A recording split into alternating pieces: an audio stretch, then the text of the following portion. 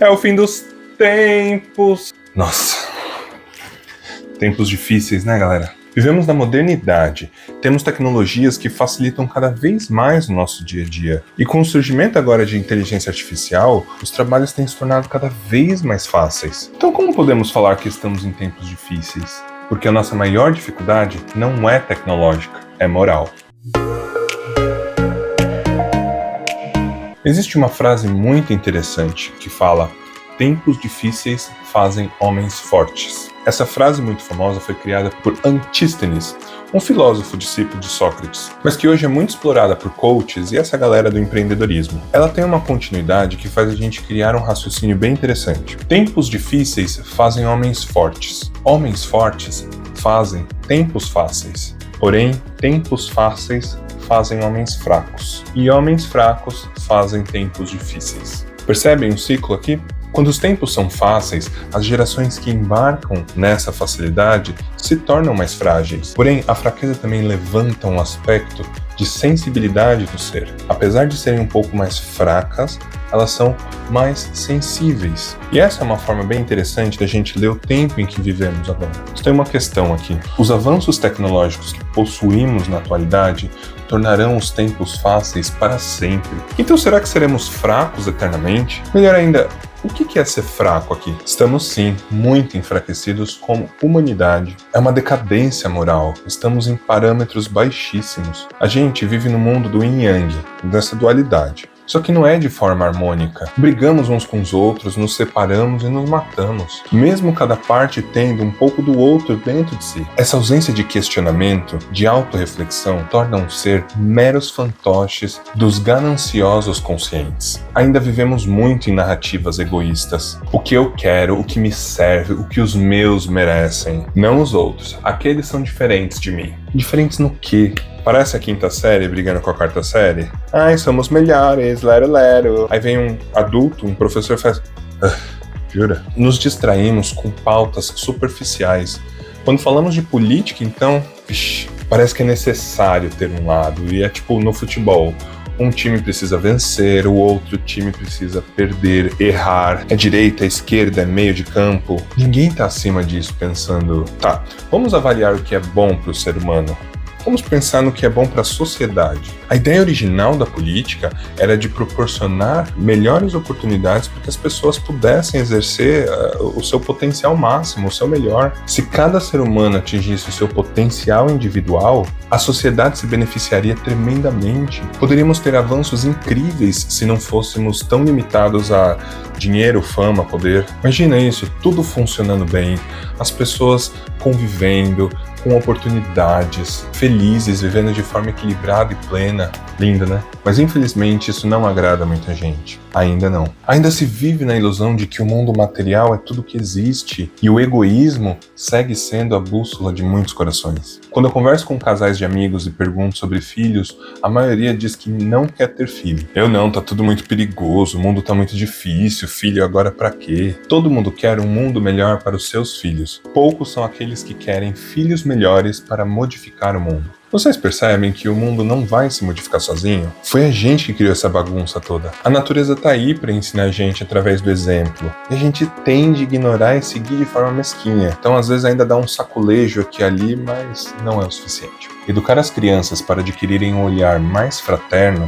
é o primeiro passo para a mudança no mundo. Ainda estamos na narrativa do século passado, separando, competindo. Hoje, as escolas possuem o objetivo comercial de fazerem com que seus alunos passem no vestibular. As escolas não estão nem aí para preparar o indivíduo para a vida, apenas para uma prova. O conteúdo interno delas, o que elas serão após a escola, pouco se importa. O importante é encher crianças de conteúdo para que elas se tornem inteligentes minimamente e passem em faculdades de renome e sejam funcionários incríveis em locais fantásticos para que possamos utilizar de marketing e tornar a engrenagem econômica das escolas funcionando. Essa é a função. E eu estou falando da educação, pois é a nossa única saída. E sim, precisamos urgentemente ajustar esse olhar. E não só para as crianças, todos nós somos todos crianças em nível consciencial. Nós adultos só somos um pouquinho mais funcionais que as crianças. Parcialmente, porque às vezes a gente também quer se jogar no chão, berrar e chorar pela nossa mãe. Mas de forma geral, permanecemos lutando contra nossos traumas de forma infantil. Seguimos imaturo emocionalmente e ensinamos isso para as crianças. Homem não chora, menina não pode jogar bola, engole o choro, você já é bem grandinho para ficar brincando com isso aí, hein? Ó, não pode fazer isso porque você já é mocinha. Ah, para de drama. São frases bobas, mas que minam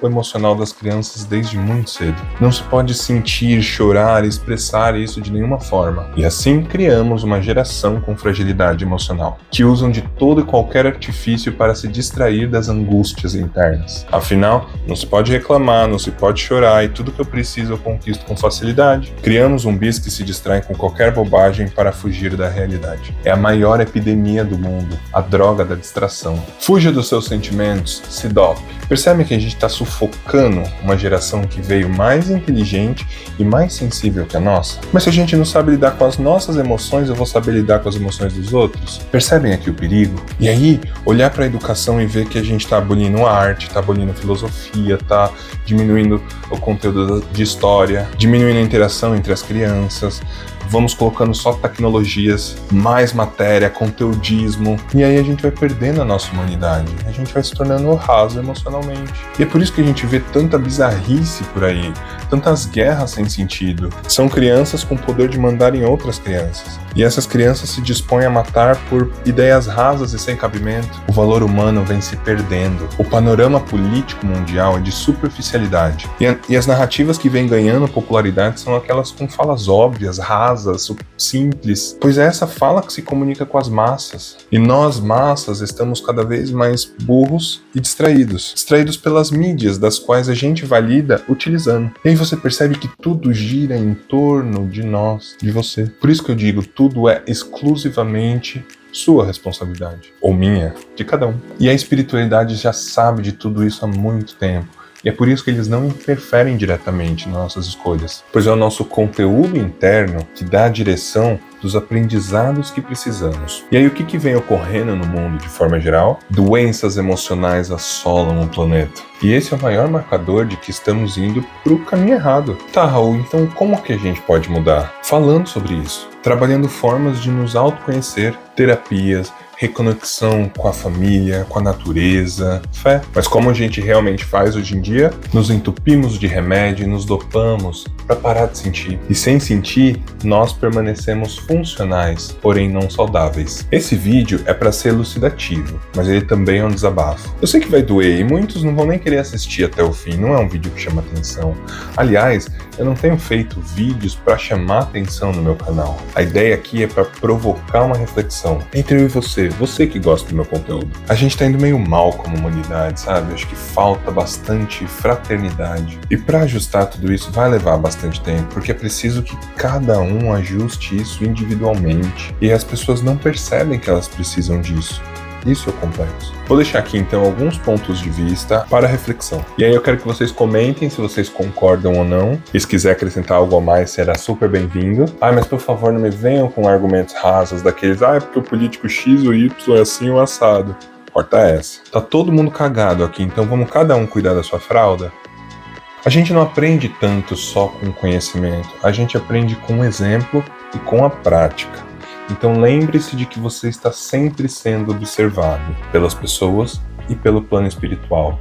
Então dê sempre o seu melhor. Precisamos criar coragem de falar sobre os sentimentos, de reconhecer as nossas sombras, os nossos defeitos e assumi-los. Só assim a gente aprende.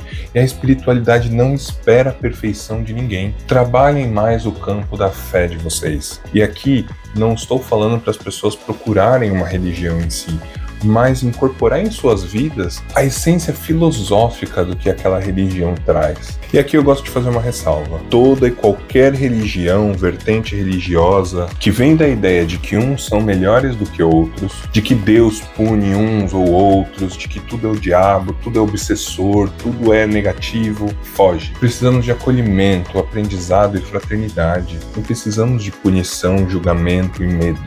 Ufa, falei bastante. Se você ficou até aqui, o meu muito obrigado. Amo vocês. Vou ficando por aqui. Um beijo e tchau!